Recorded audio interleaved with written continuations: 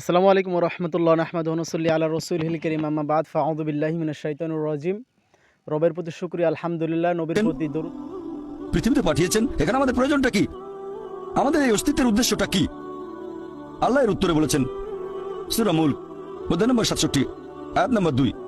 আল্লাহ বলেছেন আল্লাযী খালাকাল মাউতা ওয়াল হায়াতা, যে আল্লাহ সৃষ্টি করেছেন মৃত্যু ও জীবন পরীক্ষার জন্য। কে তোমাদের মধ্যে কর্মে উত্তম?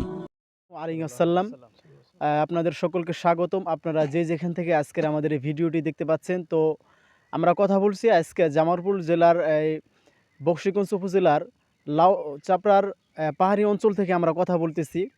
তো আল্লাহ তাআলা তো কোরআনুল কারিমে বলে দিয়েছেন যে তোমরা আমার জমিনে চলাফেরা করো, ঘোরাফেরা করো, কুলসিরু ফিল আরদ, তোমরা আমার জমিনে চলাফেরা করো। এবং কি অন্য আয়াতে বলা হয়েছে তোমরা পাহাড় পর্বত ইত্যাদি যাবতীয় যে আল্লাহ তাআলার সৃষ্টিগুলো রয়েছে সেগুলো তোমরা দর্শন করো, দেখো।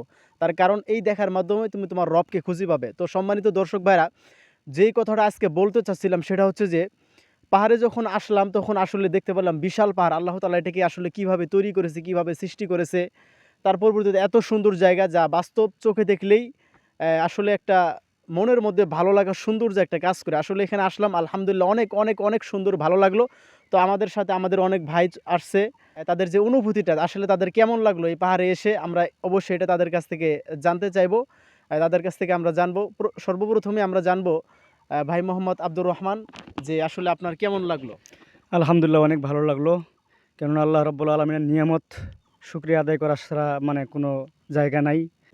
এর পরবর্তীতে আমরা আসবো ইনশাল্লাহ ভাই মোহাম্মদ আনসারুল্লাহ, ওনার সুন্দর জায়গা এবং ভালো লাগাটা আমরা জানতে চাইবো ইনশাল্লাহ। এই জন্য এখানে আসলাম। আলহামদুলিল্লাহ চাপড়া এটা অমায়িক একটা দৃশ্য, এত সুন্দর সুন্দর পাহাড়, এত গাছপালা, এই পিছনের যে সিনারি আপনারা দেখতেছেন, এত সুন্দর আল্লাহ সুন্দর পাহাড়কে করে রেখেছেন, যেটা আমরা স্বচক্ষে না দেখলে বুঝতে পারবো না। এই জন্য আল্লাহর প্রশংসা জ্ঞাপন করছি, আলহামদুলিল্লাহ। মার্শাল্লাহ, এবার যে আমরা জানতে চাইবো ভাই মোহাম্মদ আলামিনকে, সে তার সংক্ষেপে তার অনুভূতিটা সে প্রকাশ করবে। আলহামদুলিল্লাহ, দেখতে অনেক সুন্দর। তো আমরা অনেকে দেখতে আসছি, আপনারা চলে আসুন ইনশাল্লাহ। মার্শাল্লাহ, ইতিমধ্যে অনেকেই তাদের অনুভূতি প্রকাশ করলেন। এরপর যে আমরা জানতে চাইবো ভাই মোহাম্মদ ফরিদুল ইসলামের কাছ থেকে। আলহামদুলিল্লাহ, পাহাড়ে এসে আমার অনেক ভালো লেগেছে আলহামদুলিল্লাহ। কারণ আল্লাহ তাআলার নিয়ামত অনেক। তিনি বলেছেন ওয়াইন তা'উদ্দু মাতান ফালা তাহসুহা, তোমরা আমার নিয়ামতকে যদি গণনা করো শেষ করতে পারবে না গণনা করে। তাই আলহামদুলিল্লাহ পাহাড়ে এসে আমার অনেক ভালো লেগেছে। আল্লাহর নিয়ামত দেখে আলহামদুলিল্লাহ আমার ইমানও বৃদ্ধি পেয়েছে। এবং যারা আসলেই জ্ঞানী তাদের যদি পাহাড়ে আসে, এর ভিতরে অনেক ইবরা রয়েছে, শিক্ষা রয়েছে। আল্লাহ তাআলা আমাদের সকলকেই বেশি বেশি ভ্রমণ করার তৌফিক দান করুক। এরপর যে আমরা জানতে চাইবো ভাই মোহাম্মদ ওসমানের কাছ থেকে। আসসালামু আলাইকুম রহমতুল্লাহ।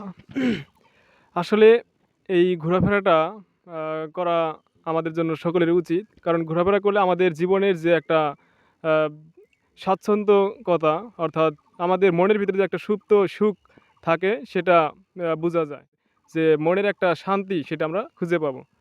এই বলে আমার অনুভূতি এখানে প্রকাশ করছি।